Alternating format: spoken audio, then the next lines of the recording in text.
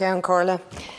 Ceann Corla, 5 months ago I stood in the House and I asked at the time the Minister for a roadmap on testing. My understanding was that in June, as we began to open up the country, that the testing system of test, trace and isolate would begin in earnest, and that every person who needed to be tested for COVID would be tested, and that was how government was going to contain the virus whilst being able to keep the country open. So Ceann Corla, test, trace and isolate means to me that positive test cases would and should be isolated.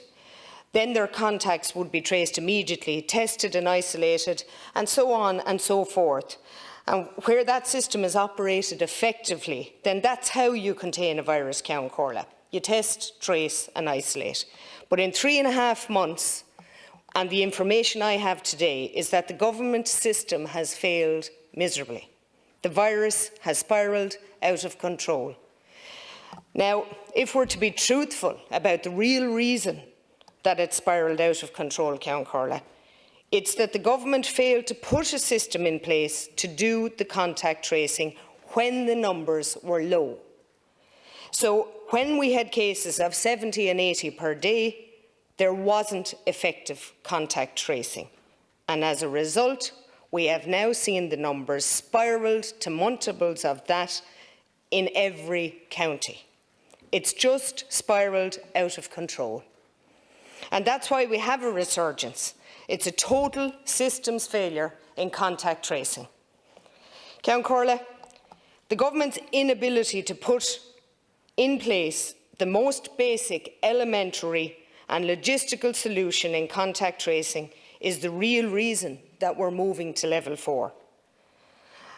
And the people who require the PUP wouldn't really, and maybe not as many would need it, if we had an effective contact tracing system in place. And what I want to ask the Minister, Ceann Corla, is why their system has failed us in regards to contact tracing. Thank you. I understand the argument that you're making, and I can even understand on occasion the desire to wish to blame someone for the fact that we are now experiencing a second wave of the virus.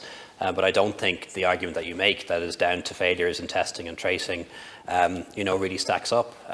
Look at Denmark, for example, a country that's doing 3 times as much testing as us. Guess what they're experiencing? A second wave with a similar instance of the virus now than we have. Take, for example, somewhere like Germany that really handled the first wave really well, was extraordinarily impressive in terms of its ability to test and trace and isolate people. Just recorded a record number of cases, the highest ever, higher than even during the first wave.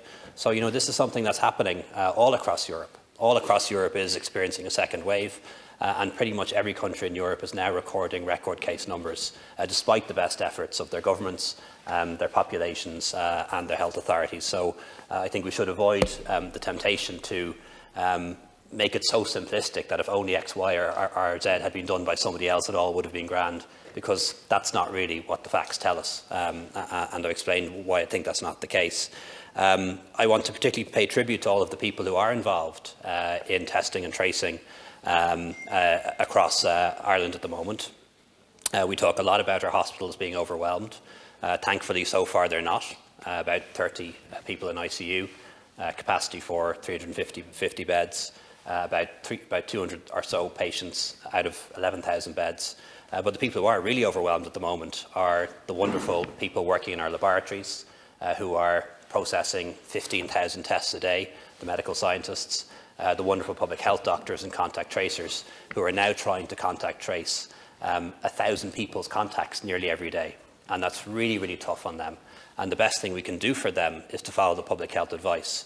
If we're going to have a couple of hundred or 1,000 positives a day and everyone has 6 or 7 contacts, that's 7,000 people a day who have to be contact traced. You would need an army of people, probably an army bigger than our army, to trace that many people every day. So the best thing we can do to help our labs, help our doctors, help our contact tracers, help our medical scientists, help all of the people who are helping to keep this virus at bay, is to follow that public health advice to reduce our contacts, reduce them to the minimum possible while still living a realistic and possible life, and that's how we can help them. Murphy. I am in on like when the Taoiseach or the Taoiseach says that, you know, we needn't blame anybody. I'm not blaming anybody. I'm pointing out an ineffective system of contact tracing. I'm inundated with calls locally. Let me give you one very serious one as an example, Taoiseach. The most harrowing I've heard to date is a young man, a GAA player, who tested positive but hadn't actually been contact traced for 6 days. His girlfriend, whom he lives with, works in a nursing home. That nursing home is now infected. It took 6 days to contact trace somebody who had played GAA, did all of the right things, just played GAA and is infected. But 6 days later, unfortunately, his girlfriend, not being contact traced to him, has been working in the nursing home. Like, there is no point in testing, Count Corla. No point in testing at all. We have 100,000 a week being tested, and when the Taoiseach says 1,000 a day contacts, we had 60 cases in Wexford on Tuesday. We'd need at least 310 people contact traced immediately. So if we need 310 people traced in Wexford and the Taoiseach says there's only 1,000 a day, that means the system is inefficient and totally ineffective, and that's why we're at level 4 and most likely going to level 5. And what I'm asking the Taoiseach to do, or the Taoiseach to do, is put an effective contact tracing system in place to go with the testing. Thank you, Deputy Taoiseach. Okay, just so I'm very clear about this, because people really need to understand the public health message. We're 6 or 7 months now into this pandemic. If a GAA player or a player of anything or anyone tests positive for this virus, their close contacts must restrict their movements.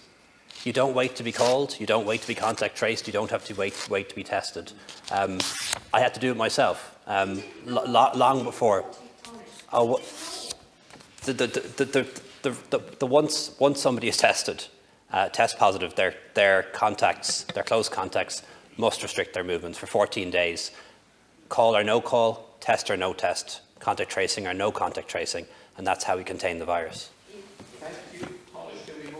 Just if there's a delay in getting the test result, He wasn't contacted for 6 days. He wasn't contacted with his result, with the test result. No, to be tested. As a close contact, it took 6 days to get to him. Yeah, if you want me to check on that particular case, I'd be happy to do so. But you know, I am advised by the HSC that the medium turnaround times are around 2 days. But I'm sure there are cases where that doesn't happen. Yeah, please.